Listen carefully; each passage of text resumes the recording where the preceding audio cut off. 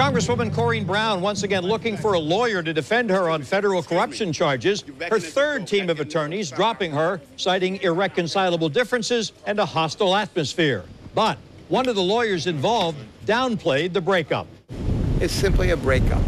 And sometimes you break up, and sometimes you break up, and you don't talk again, and sometimes you break up because it's best to remain friends. These newest developments will delay the start of the Congresswoman's federal corruption trial another month. The judge pushed it back till November. Brown is facing charges of conspiracy, mail-in wire fraud, and violation of tax laws. Our reporters were inside and outside the courthouse covering every angle of this story. Francesca Amaker is speaking with some of the Congresswoman's supporters. But we start with Jim Pickett, who covered the hearing. Jim. You know, I saw a different Corrine Brown outside the courthouse today and inside the courthouse.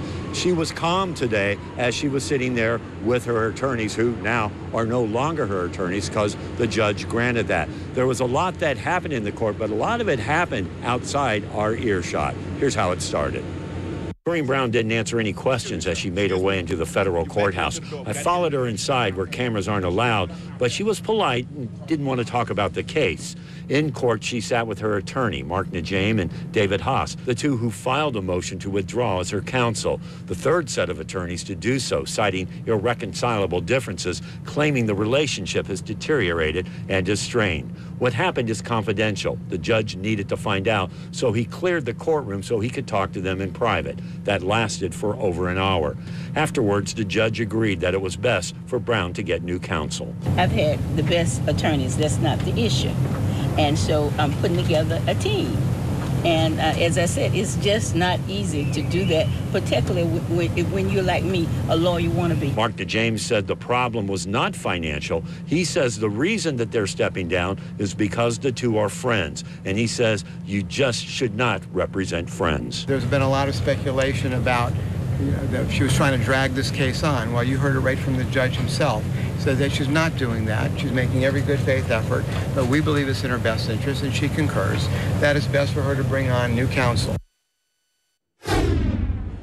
But what this did is reset the whole trial. So as you had mentioned, what's going to happen now, the trial is set to begin on November 7th. That's just one day before the November election. And then all of the other pre-trials and other hearings, in fact, one that was set for tomorrow with her co-defendant in this case, Ronnie Simmons, that has been canceled because there's also some concern about his attorney as well. We're live at the federal courthouse. Jim Pickett, Channel 4, the local station. Jim, thank you. Some supporters and notable attorneys also sat in on today's hearing. Channel 4's Francesca Amaker caught up with them outside as court let out. Fran?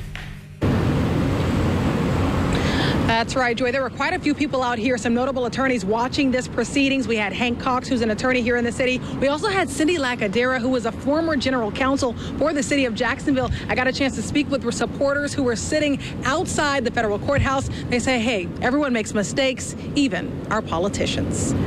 They're not going to be miracle workers, and I really do believe that. They're not miracle workers, and they're not going to be all good, but they're not going to be all bad either. Mary Dennis was just one of the supporters outside of the federal courthouse building Tuesday afternoon after a judge allowed Congresswoman Corrine Brown and her two attorneys to part ways.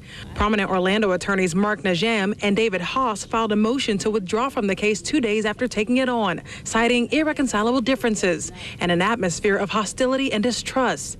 Tuesday afternoon, the judge granted that motion, but the threesome confirmed they would still be friends, and Brown even sealed it with a kiss.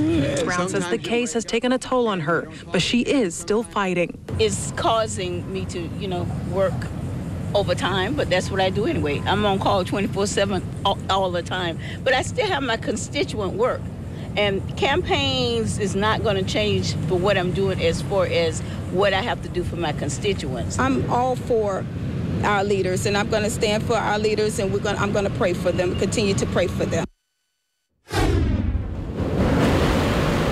So as you heard there, Congresswoman Corrine Brown still working hard for her constituents, but also working to come up with her own legal team, hopefully a fourth set of attorneys this time. The next trial date will be November 7th, and again, all hearings for tomorrow have been canceled. I'm live outside the federal courthouse. Francesca Amaker, Channel 4, the local station.